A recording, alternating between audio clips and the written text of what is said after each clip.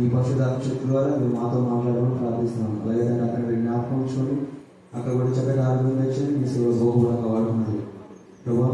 ఇక్కడ వచ్చిన ప్రతి వీడియో మీరు జ్ఞాపకం ఉంచుకొని వారి కుటుంబాలు కూడా జ్ఞాపకం ఉంచుకున్నాయా ప్రభావ. తండ్రి జీవనం మీరు జ్ఞాపకం ఉంచుకున్నాయా.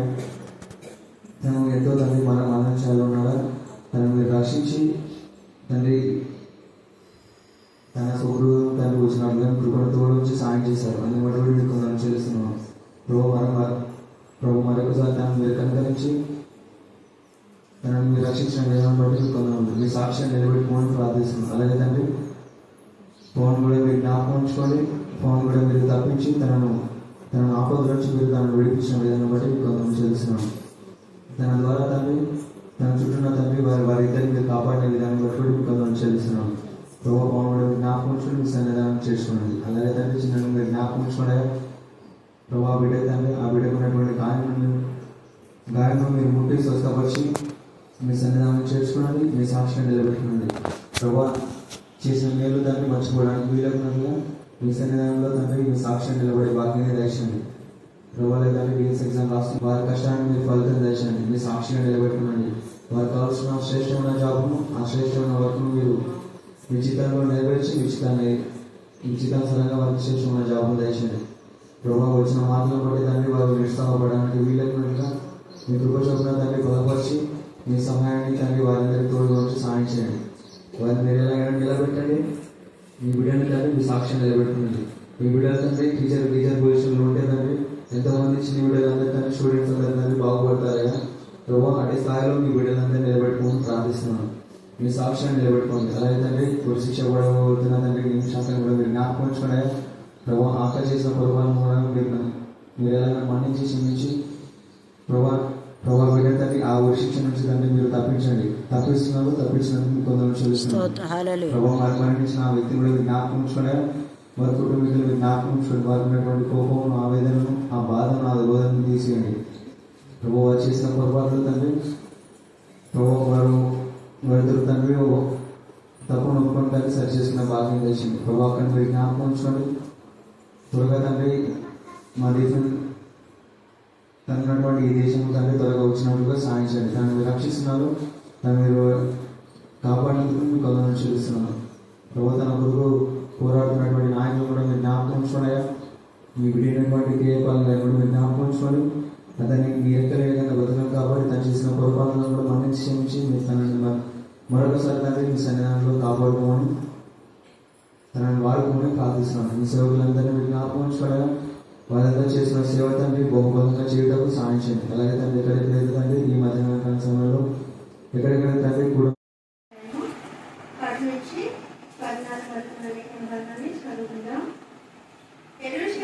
ప్రేమించి వాళ్ళారా మీరందరూ ఆమెతో సంతోషించుడి ఆనందించుడి. ఆమెను బట్టి దుఃఖించి వాళ్ళారా మీరందరూ ఆమెతో ఉత్సాహించుడి. ఆదరణకరమైన ఆమె స్తన్యములు మీరు కూర్చి తృప్తి నొందెదరు. ఆమె మహిమాతిశయం అనుభవించు ఆనందించెదరు. యెహోవా ఇలాగూ సెలవిస్తున్నాడు, ఆలకించుడి. నది వలె సమాధానము ఆమె ఎదుగు పారచేయును.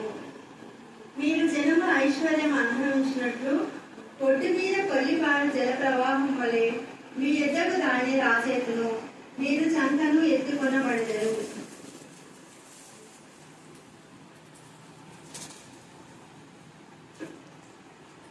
మోకాల మీద ఆడింపబడతారు. ఒకరి తల్లి వాణ్ణి ఆదరించినట్లు నేను మిమ్మల్ని ఆదరించెదను. యెరూషలేములోనే మీరు ఆదరింపబడతారు. మీరు చూడగా మీ హృదయము ఉల్లసించును. మీ ఎముకలు లేత గట్టి వలె బలీను. యెహోవా హస్తబలము ఆయన సేవకుల ఎడల కనపరచబడును. ఆయన తన శత్రువుల ఎడల కోపము చూపును.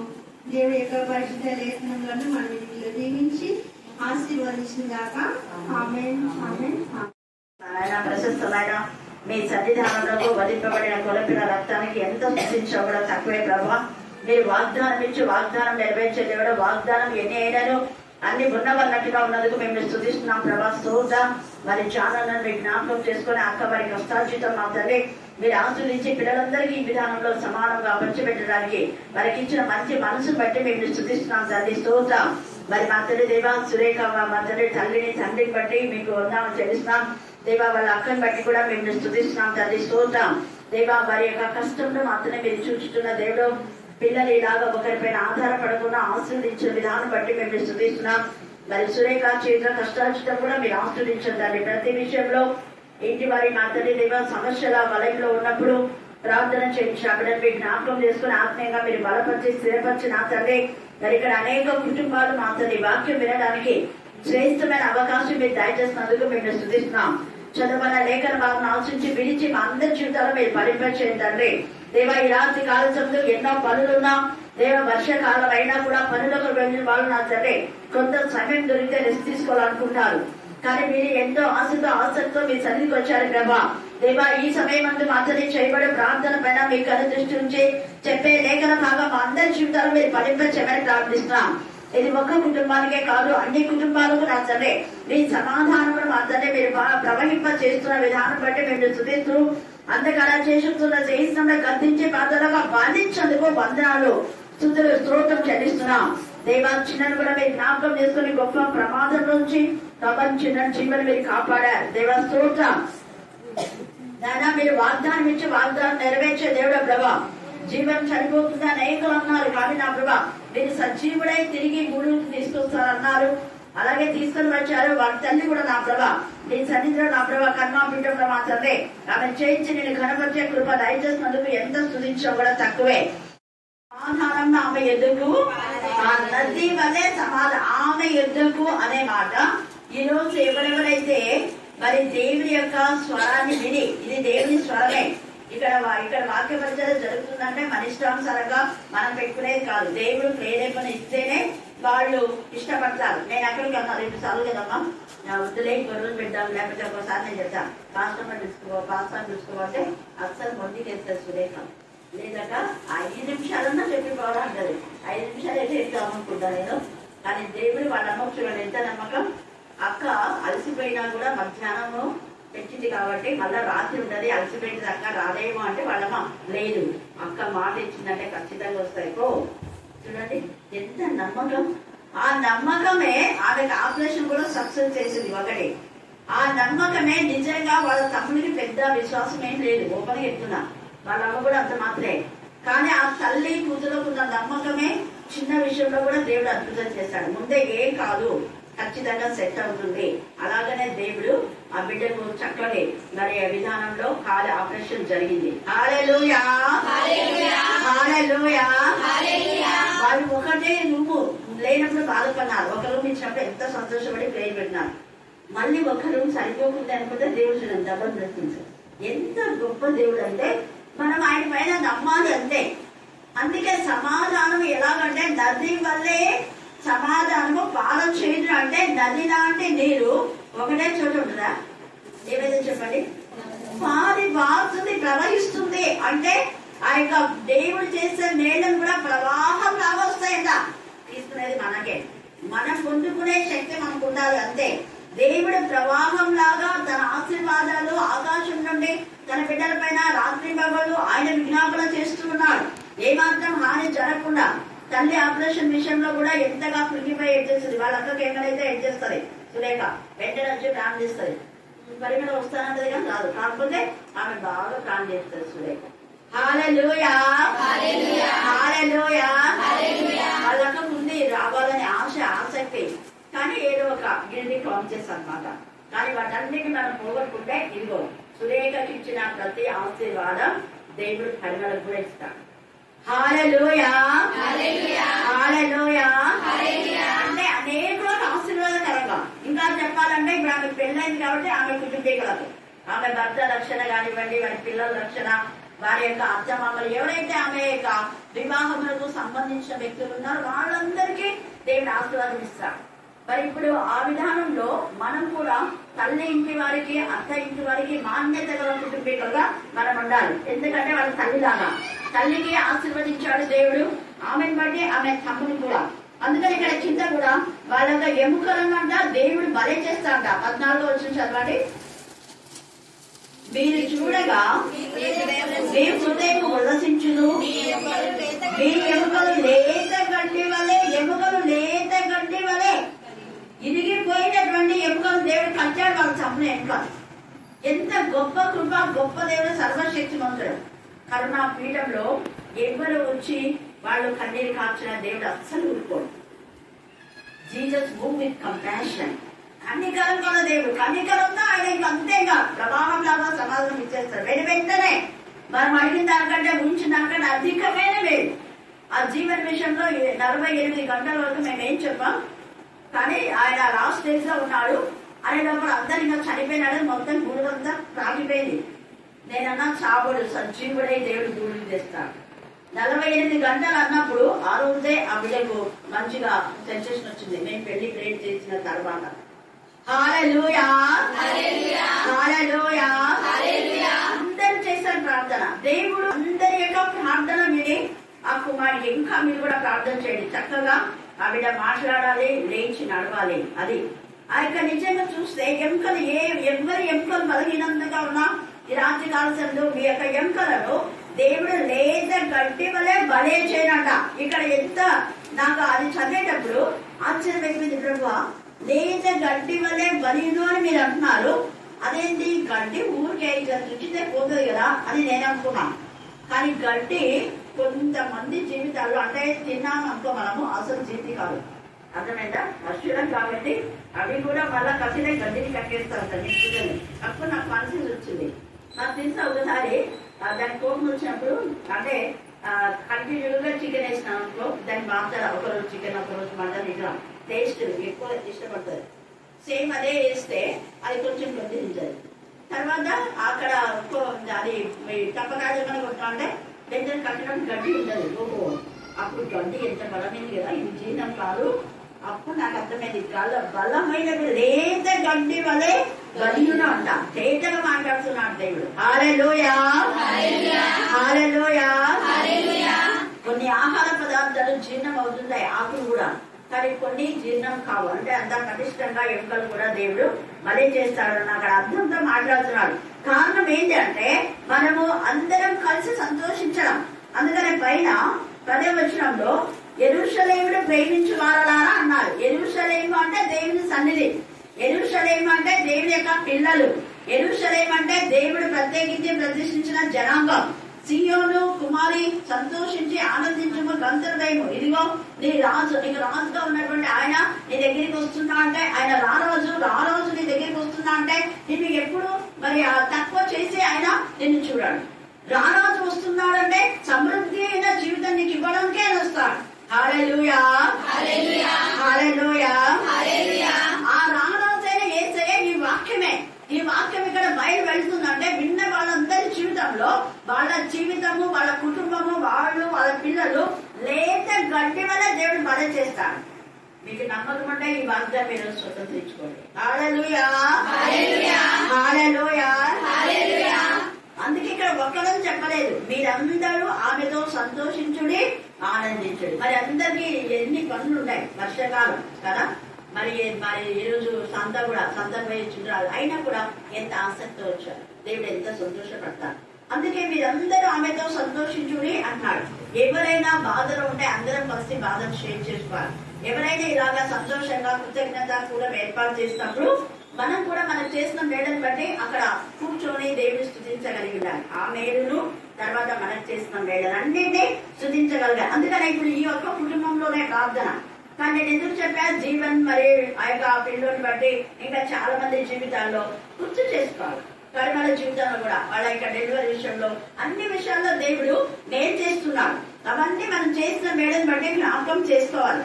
అందుకే మీరందరూ ఆమెతో సంతోషించుడి, ఆనందించుడి, ఆమెను బట్టి దుఃఖించు వారలారా. మీరందరూ ఆమెతో ఏం చేయాలట, ఉత్సహించుడి. ఆమెను బట్టి దుఃఖించు వారలారా.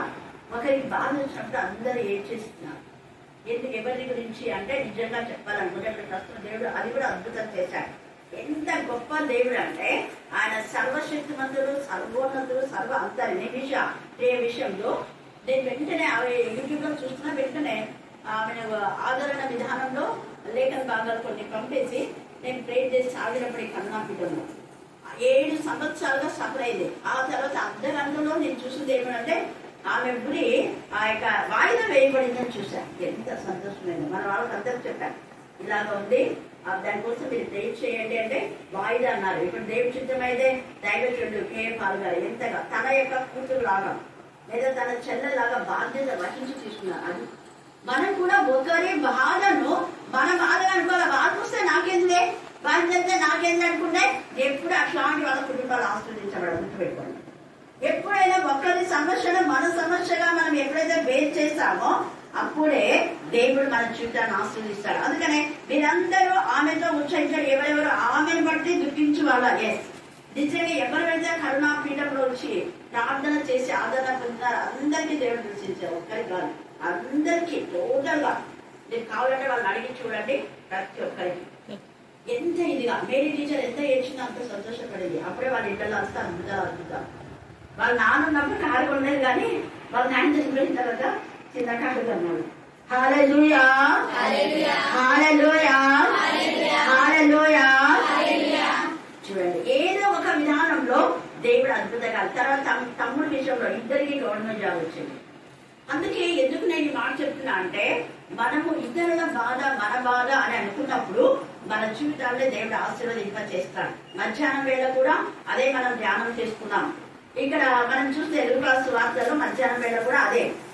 నా యొక్క సోదరులో మీరు కూడా నాతో పాటు మరి బాధను అనుభవించాలని 22వ లూకాసు వార్త అధ్యాయంలో యేసు ప్రభువు వారు 12 మంది శిష్యులతో అంటారు. కానీ అక్కడ ఒకడున్నాడు కాబట్టి మీరు అందరూ అంటారు. ఒకడప్పుడే వెళ్ళిపోతారు కాబట్టి మిగతా 11 మందితో నా శోధనలో మీరందరూ కూడా పాలు పొందారు కాబట్టి మీకు కూడా నేనేం చేస్తున్నానంటే నా రాజ్యంలో, దేవుడి యొక్క రాజ్యంలో నేను ఎక్కడ ఉంటానో అక్కడ మీ సింహాసనాసులు అవుతారు. నేను దేవుడి రాజ్యంలో ఆనందిస్తే మీరు ఆనందిస్తారు. నేను అక్కడ భోజనం చేస్తే మీరు భోజనం చేస్తారు. నేను ప్రెసిడెంట్ కొడతాను తీర్పు తీస్తే మీరు కూడా తీర్పు తీస్తారు. ఎంత తేటగా తేల్చి చెప్పేస్తారు ఏసయ్య. హల్లెలూయా హల్లెలూయా హల్లెలూయా. కారణం ఏంటంటే ఏసయ్యతో పాటు ఏసయ్య యొక్క బాధను వాళ్ళు కూడా బేస్ చేసుకున్నారు కాబట్టి ఏసయ్య బాధను బేస్ చేసుకున్న వాళ్ళకే ఈ గొప్ప ధన్యత లభించింది. ఇక ఇస్కరియోతు యూదాకు లభించాలి. ఏసయ్యను విడిచిపెట్టి ఇష్టానుసారంగా ఆ యొక్క ప్రధాన యాజకులు దొంగలతో కూలమితో ఏకమైపోయాడు కాబట్టి అతనికి ఆ ధన్యత లేదు. ఏసయ్య చనిపోకముందే చనిపోయాడు, నరకంలో పోయాడు. పరలోక రాజ్యం లేదు. కానీ 11 మంది అయితే ఏసయ్య లాగానే అద్భుతాలు చేశారు, ఆశ్చర్యాలు చేశారు, గొప్ప కార్యం చేశారు, దేవుళ్ళు ఆనందించినారు. తర్వాత దేవుడి రాజ్యం వారసులైనారు. ఇప్పటి కూడా ప్రపంచమంతా ఆనందించేలా చేశారు ఈ 11 మంది శిష్యులు. ఇంకొకరితో కలిపి 12 మంది. వారిలో ఇస్కరియోతు యూదా లేడు. ఇది ఎప్పుడు మనం మైండ్ లో పెట్టాలి. యేసు ఇచ్చిన ఆ మాట, ఆ వాగ్దానం వీడు మాత్రమే సొంతం తెచ్చుకున్నారు. ఇస్కరియోతు యూదా లేదు. కారణం ఏంటంటే దొంగల సహవాసంలో ఉన్నారు. ఇక్కడ కూడా అంటున్నాడు, మీరు ఆమెతో దుఃఖిస్తున్నారా? కష్టంలో ఉన్న వారితో మీరు షేర్ చేసుకున్నారా? వాళ్ళ యొక్క బాధ మన బాధను మీరు ప్రార్థన చేస్తున్నారా? వాళ్ళ కోసం దేవుని చెంత పోరాడుతున్నారా? విజ్ఞాపనం చేస్తున్నారా? వాళ్ళ యొక్క ఇంట్లోకి వచ్చి మీరు పాడుతున్నారా, ప్రార్థిస్తున్నారా, వాక్యం చెప్తున్నారా? ఇదిగో మీకు కూడా ఆనందమే. ఎందుకని చెప్తున్నాడు, మీరందరూ ఆమెతో ఉత్సహించుడి, ఆదరణకరమైన ఆమె స్థానంలో మీరు కుడిచి తృప్తి నంది. అంటే వాక్యం అనే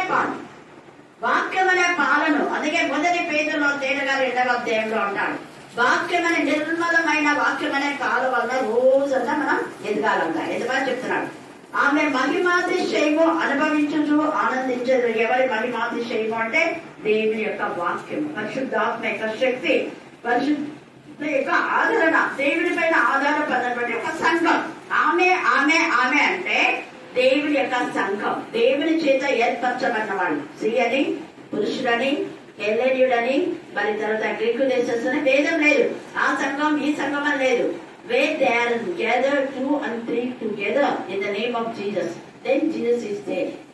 ఎక్కడైతే ఇద్దరు లేక ముగ్గురు, ఆయన పేద ముసలమ్మ ముచ్చట కాదు. టైం ఉందంటే 2 ముగ్గురు ముచ్చట అయిపోవడం. అట్లాంటి వాళ్ళకి ఎప్పుడు ఆశీర్వాదాలు ఉండవు. మళ్ళీ చెప్తున్నా, ఎక్కడ కూర్చుంటే అక్కడ దేవుడి గురించే పదే మాట్లాడుకోండి. వేరే ఆప్షన్ ఉండకూడదు మనకు. అలాంటప్పుడే నీ కుటుంబంలో ఉన్న అన్ని సమస్యలు వలయం దేవుడు నీ నుంచి తీసేస్తాడు. అది ఆర్థిక సమస్యలైనా ఏ సమస్యలైనా దేవుడు తీసేయడానికి కారణం ఏంటి అంటే మనం దేవుని గురించి మాత్రమే. ఎక్కడ 2 లేక 3 ఉండే అక్కడ పాడటం, ప్రార్థన చేయడం తప్ప ఇంకొకటి ఉండకూడదు. ఇంకొకటి ఉందంటే అపవాదిక క్రియనే. అపవాదిక ఎప్పుడు ఆదాము అవ్వరు దేవుడితో ఆనందించి దేవుడి గురించే మాట్లాడుకునేవాడు. సాయిబేలైతే దేవుడు రాలేదు, దేవుడి గురించి ఎదురు చూస్తూ దేవుడు వెళ్ళిపోయిందంట ఎంత బాగా మనతో పాటు ఆనందించి సంతోషంగా గంతులు వేసే కదని కాదే దేవుడి గురించి ఆలోచనే ఉండేది వాళ్ళు. ఎప్పుడెప్పుడు వస్తాడా వెళ్ళిపోయిన తర్వాత కూడా దేవుడి గురించి చెప్పినటువంటి మాటలు ఇది మంచిగా ఉంటాడంట, ఇది తినమన్నాడు, అది తినమన్నాడు, ఇంకేవే. అయితే అపవాది అలా కాకుండా దేవునికి విరోధమైన విధానంలో మాటలు పెట్టింది, వాళ్ళ బతుకులు పాటు చేసింది. అది పాటు చేయడం వెళ్ళిపోతుంది అంతే, అక్కడ పోయి అది తప్పులు ఉంటుంది, వీళ్ళకేమో బాధ. అందుకనే మనకి ఎక్కడ ఉన్నా కూడా దేవుని మాటలు తప్ప వేరే మూడో మాట మాట్లాడొద్దని నేను మళ్ళీ చెప్తున్నాను. అలాగే ఉండే మీకు సమాధానం ఉండదు. కానీ దేవుడి గురించినటువంటి విషయాలు మనకుంటే నది వలె సమాధానంలో ఆమె ఎందుకు దేవుడే పాలు చేస్తా ఉంటా, దేవుడే. తర్వాత మీరు జనముల ఐశ్వర్యం అనుభవించినట్లు నిజంగా ఈ 2 రూపులు దేవుడి కృపచొప్పున వాళ్ళకి ఇచ్చినాయి కదా. హల్లెలూయా, హల్లెలూయా, హల్లెలూయా. తేజగా దేవుడు వాగ్దానం ఇచ్చి వాగ్దానం నెరవేర్చే దేవుడు. ఒడ్డు మీద పొల్లికాలు జల ప్రవాహం వలె మీ ఎద్దుకు దాన్ని రాచేతును, మీరు చంకా నెత్తుకొనబడెదరు, మోకాల మీద ఆడింపబడదు.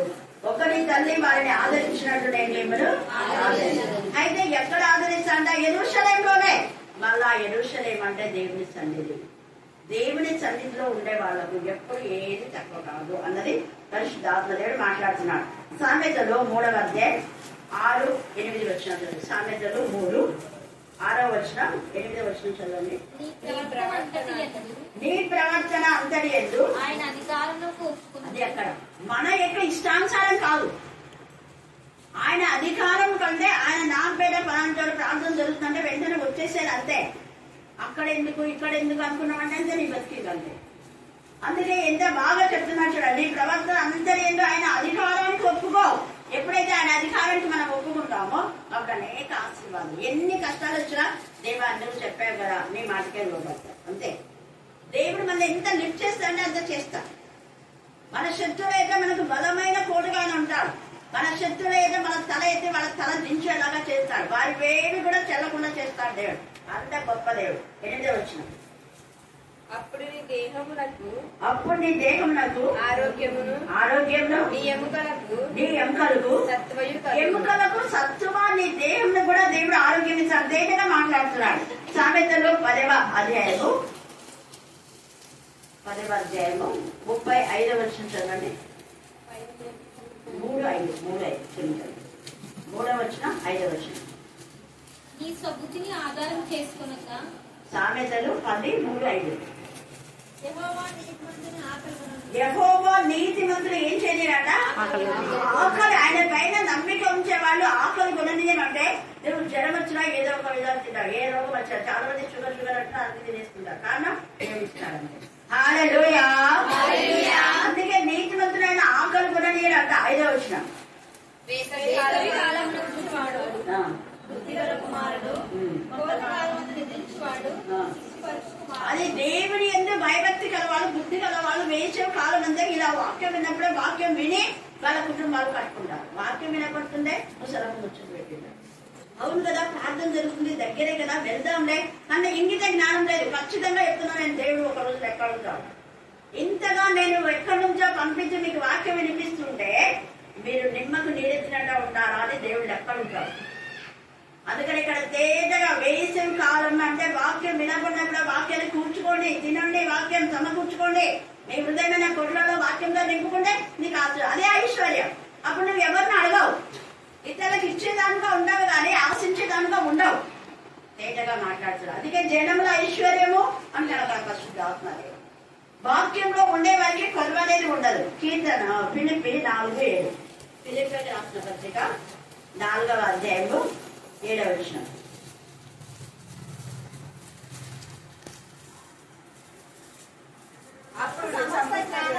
సమస్త జ్ఞానం నుంచే దేవుని సమాధానం యేసుక్రీస్తు ద్వారా మన హృదయాలకు మన తలంపులకు మన హృదయాలకు నీ తలంపులకు దేవుడు వాళ్ళ తలంపు ఇవ్వకపోతే ఇక్కడ ప్రార్థన జరపాలని వాళ్ళు అనుకోరు. నేను ఎన్నిసార్లు ఇంతకుముందు కూడా ఫస్ట్ పెట్టబడ్డే మాకు నాకు అలసిపోయిన నేను రాష్ట్రంలో తీసుకోబడ్డా కూడా అస్సలు ఒప్పుకోదు సురేఖ. ఎందుకంటే వినించాలి చేసి మాట్లాడినారు అక్క అని. హల్లెలూయా, హల్లెలూయా, హల్లెలూయా. అందుకని వాళ్ళు నమ్మకంగా పెట్టారు. ఆ రోజు వాగ్దానం ఇచ్చాడు దేవుడు 2-3 మీకు వస్తాయని. ఎప్పుడో 2 సంవత్సరాలు 3 సంవత్సరాల క్రితం దేవుడు ఇచ్చేసినాడు. ఆయన ముందే చెప్పాడు, మన బిడ్డలకు ఎప్పుడు తక్కువ చెయ్యనని చెప్పాడు ఆయన. మనం కూడా అలాగనే ఉండాలి. నమ్ముడని వాళ్ళైతే నమ్మని సమస్తము ఆలస్యమైన అన్యాయం చేసేవాడు కానే కాదే. సమాధానంతోనే అన్ని దేవుడు సమకూరుస్తాడు. అందుకే ఫిలిప్పీ 4లో దేవుని యొక్క సమాధానమే నీకు వస్తుంది. మత్తయి సువార్త 5వ అధ్యాయము 23, 25 వచ్చిన చదవాలి. మత్తయి సువార్త 5.